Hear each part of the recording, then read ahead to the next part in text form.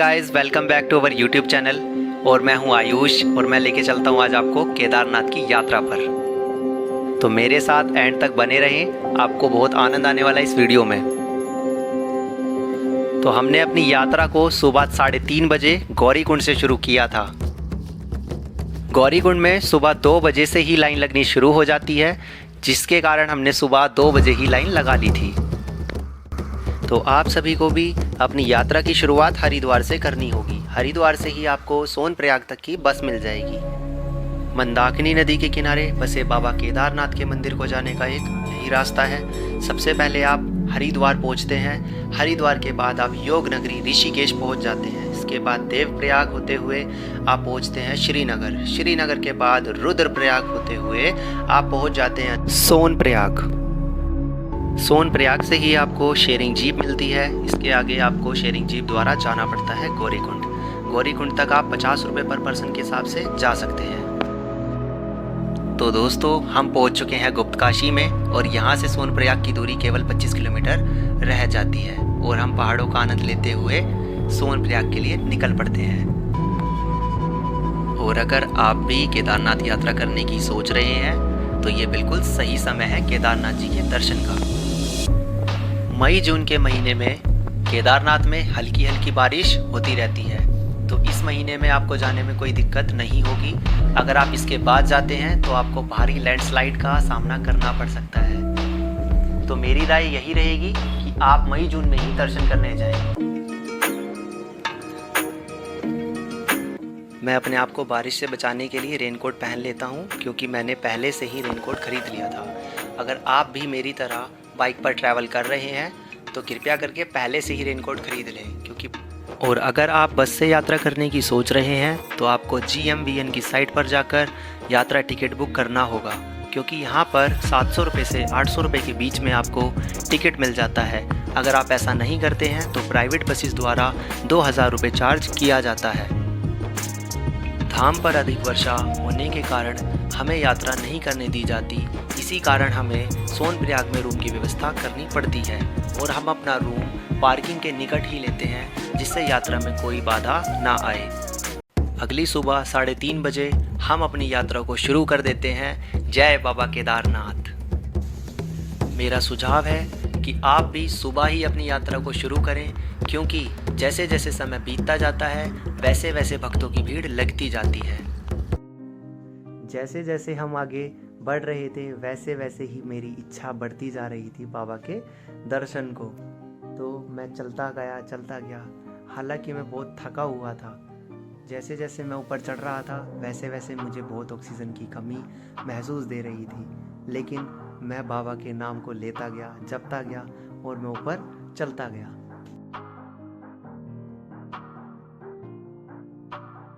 अगले 3 किलोमीटर बाद मुझे मंदाकिनी नदी के साक्षात दर्शन हो गए और मेरा मन तृप्त हो गया। अब मेरी इच्छा और बढ़ गई कि मैं कब बाबा के धाम को पहुंचूं और मैं कब उनके दर्शन प्राप्त कर सकूं। मैं इसीलिए चलता गया। केदारनाथ का एक सच यह भी है कि यहाँ पर खच्चरों पर बहुत अत्याचार किया जाता है। जो व्यक्ति पैदल चलने में सक्षम होते हैं वह भी खच्चर का प्रयोग करते हैं। इस कारण यहाँ पर खच्चरों की बहुत दुर्दशा होती है। अगर आप पैदल चलने में सक्षम नहीं हैं तो कृपया करके हेलीकॉप्टर, पिट्ठू या फिर पालकी का उपयोग कर सकते हैं।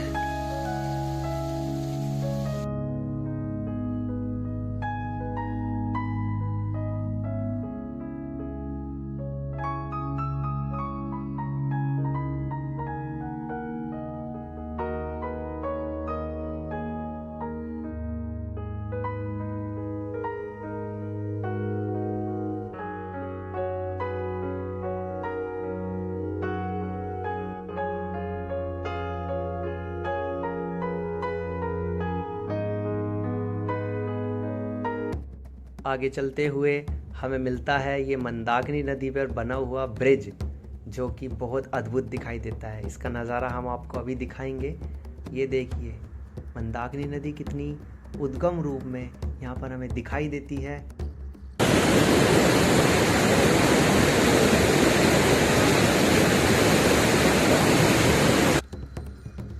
चलते चलते अगर थक गए हैं तो फिर से केदारनाथ जी का नाम लीजिए और चल पड़िए अपनी यात्रा की ओर। कर भगवान की जय, हर हर महादेव। इस स्थान से आप मंदाकिनी नदी का भव्य नज़ारा देखेंगे और यहाँ से मंदिर की जो दूरी रह जाती है वो केवल 8 किलोमीटर है। पालकी से यात्रा करने के लिए आपको 12,000 रुपये तक देने पड़ सकते हैं, जो कि प्रशासन द्वारा रेट तय किए गए हैं।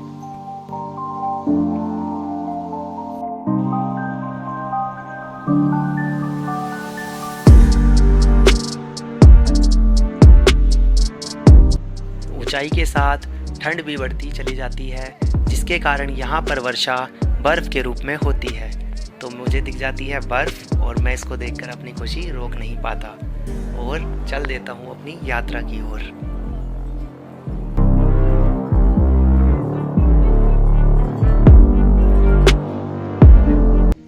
केदार घाटी से हर 5 मिनट में एक हेलीकॉप्टर गुजरता है, जो कि भक्तों को फाटा और सोनप्रयाग से केदारनाथ तक का लाने और ले जाने का कार्य करता है।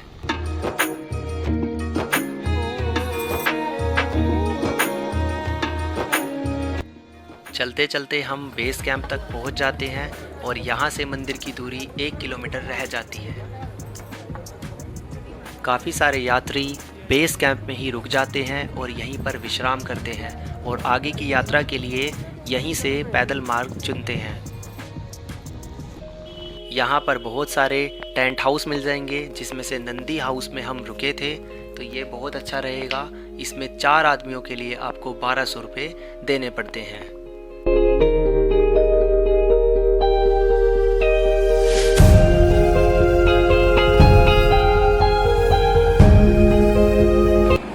बेस कैंप से आधा किलोमीटर दूर हमें हेलीपैड दिख जाता है, जहाँ पर सारे भक्त आकर उतरते हैं और जिसका सभी को बेसब्री से इंतज़ार था वह पल भी आता है और हम पहुँच जाते हैं केदारनाथ। और आरती ने हमारी सारी थकान मिटा दी, जैसे हम थके ही ना हों। हम बाबा की आरती में इतना खो गए कि हमें ध्यान ही नहीं रहा कि हम 16 किलोमीटर पैदल यात्रा करके आ रहे हैं। और यह आपके सामने है भीमशिला।